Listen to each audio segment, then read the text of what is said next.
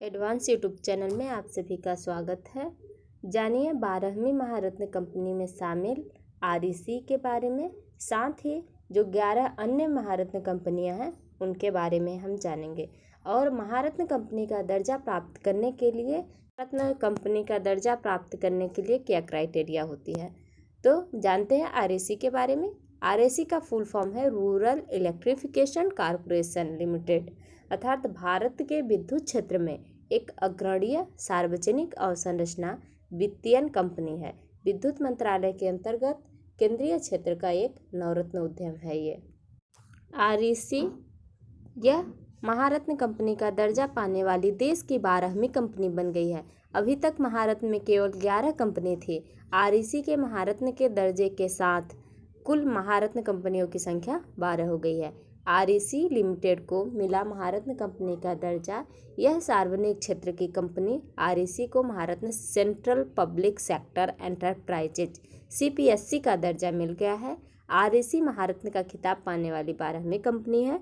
REC का गठन 1969 में हुआ था। 1969 में यह इस्टेब्लिश हुई है। यह गैर बैंकिंग वित्तीय कंपनी है एनबीएफसी, जो देश भर में पावर सेक्टर के फाइनेंस और डेवलपमेंट पर केंद्रित है। आइए जानते हैं भारत में कुल 12 महारत्न कंपनियों के बारे में। तो कौन कौन सी हैं जो महारत्न कंपनियों में शामिल हैं?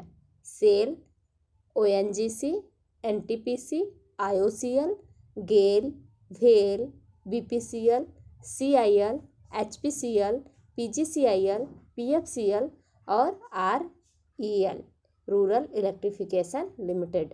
तो महारत्न कंपनी का दर्जा कौन देता है, कैसे प्राप्त? रत्न कंपनी का दर्जा कैसे प्राप्त होता है?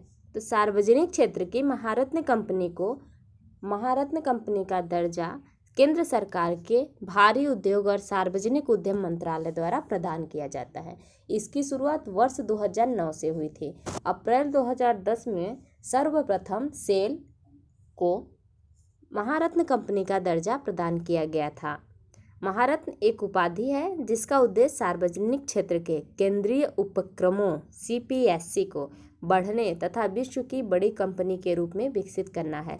महारत्न कंपनी का दर्जा प्राप्त करने के लिए क्या शर्तें होती हैं?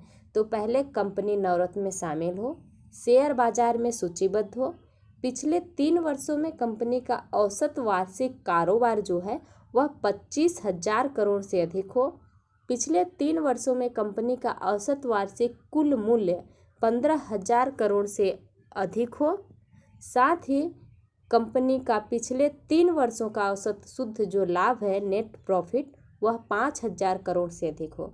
तो ये कंडीशन अप्लाई होना चाहिए कंपनी पर। इतना का अगर उसका टर्नओवर हो रहा है तो उसे महारत्न कंपनी का दर्जा प्राप्त हो सकता है।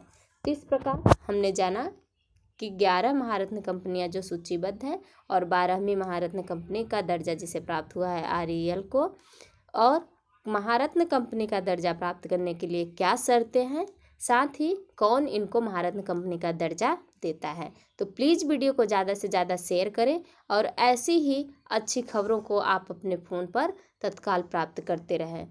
Please subscribe my channel.